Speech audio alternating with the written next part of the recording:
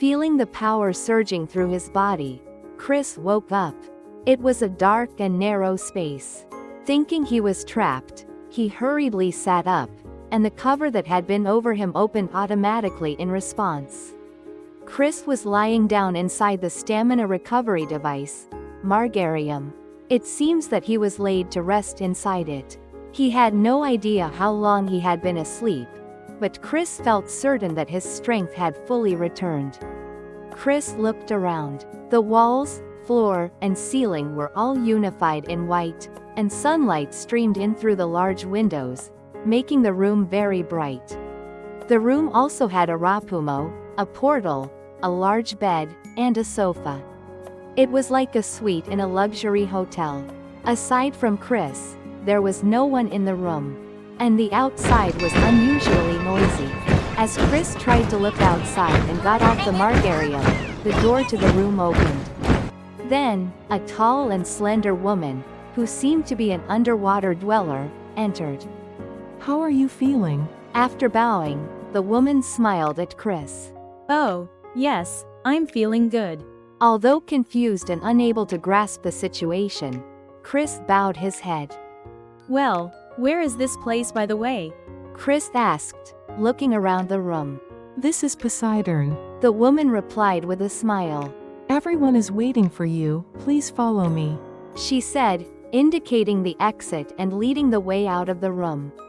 Chris followed silently behind. Then he was taken to another floor by the elevator. The floor they arrived at had a wide and long corridor. As he followed the woman down the hallway, he came to a massive and heavy door at the end. The leading woman stepped aside in front of the door and bowed deeply towards Chris. Then, the heavy door opened automatically without a sound. On the other side of the door, there were Sana, Clare and other members sitting on chairs and sofas. When they noticed Chris entering, everyone rushed over. Chris caught Bibi, who flew in first. Are you okay? With a worried expression that looked like she might cry at any moment, Sana asked. He slept enough at Margarium, so he should be fine, Clare said with a composed look beside Sana. Clare's scars on her face and body had completely disappeared, and she looked healthy. Elandra, Ramal, Martis, and Almayan were all safely gathered together. Looking around at everyone, Chris nodded back with a smile. Then, as if suddenly remembering, he asked, What happened to Aqua? Then, everyone turned around. In the direction everyone was looking, there was Gion. In Gion's hand, sitting on the throne, was Aqua. Seeing that, Chris felt a twinge of anxiety. Why does Gion have Aqua? Has it been taken away? As if sensing Chris's thoughts, Gion stood up. Chris, you've done well. Gion said as he walked over to Chris. Then, he knelt down and offered the Aqua. I am impressed by your bravery. Chris released Bibi and received the offered Aqua with both hands, turning to Clare with a puzzled expression. Clare shrugged. I'm sorry, it's all my fault. Almayan stepped forward and apologized. Then she explained the whole story. According to Almayan's story, she was incited by Glenn. It is said that Almayan has been guiding the Chosen One to Glenn all along. Like Boralk, Almayan was attracted to Glenn's ideology and has supported him. However, at some point, Glenn was absorbed by the forces of darkness. Although she didn't know, Almayan felt ashamed that she had indirectly assisted the forces of darkness. I was told to be careful because my father might be involved with the forces of darkness. And it's hopeless since I even doubted my own father believing that. Almayan sighed and apologized again. And when she brought Chris to Glenn, he realized that Chris was the true Chosen One. As a result, the now useless Almayan was imprisoned in the dungeons of the Oceanus Palace. Fortunately, Elandra, who visited the palace, was able to catch the voice of Almayan calling for help, and she was safely rescued. I truly owe it all to you, Almayan said, bowing her head in gratitude. I'm sorry for all the trouble my daughter caused you. Gion said as he placed his hand on Almayan's head. Chris shook his head with a smile. Thinking that he had safely completed the mission, a smile naturally spread across his face. Then, looking around at everyone's faces again, he realized something else. By the way, what about Rowan? Oh, he has been forcibly sent back to the underground city and is waiting for a verdict from the central office. Claire replied, glancing at the downcast Martis.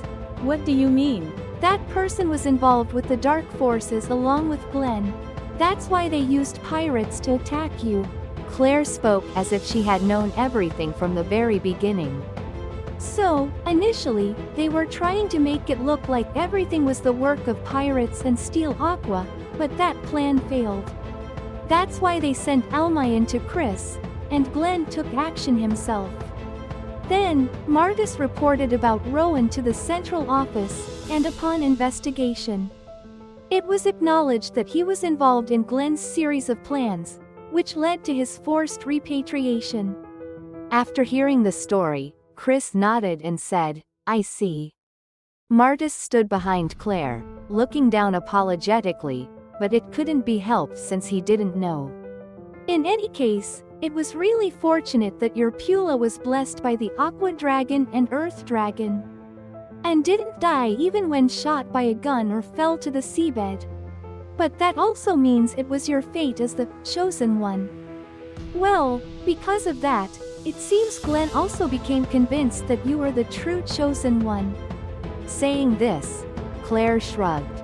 Everyone present turned to Chris, as if to praise his achievements. But I'm just glad everyone is safe, anyway.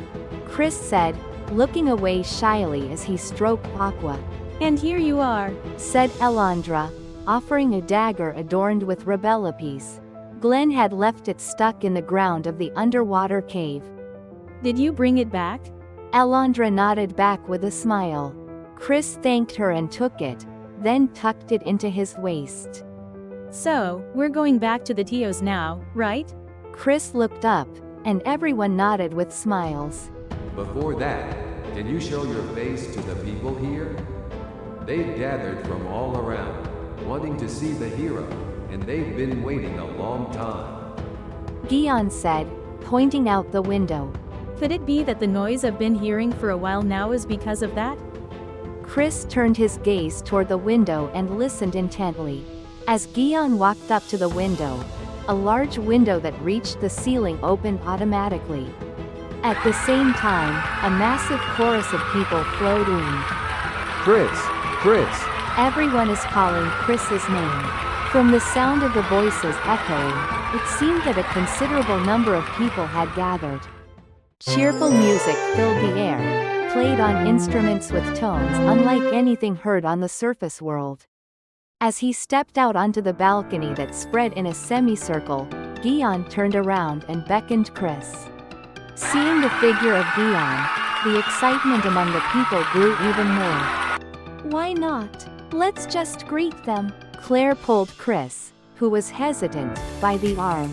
Bibi flew over to Chris, who was being pulled, and landed on top of his head.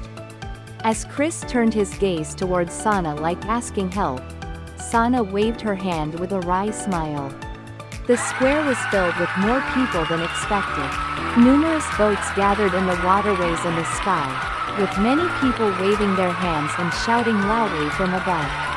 As Chris appeared, fireworks went off from all around. Holding up Aqua with Claire, Chris shyly waved back with a small hand gesture.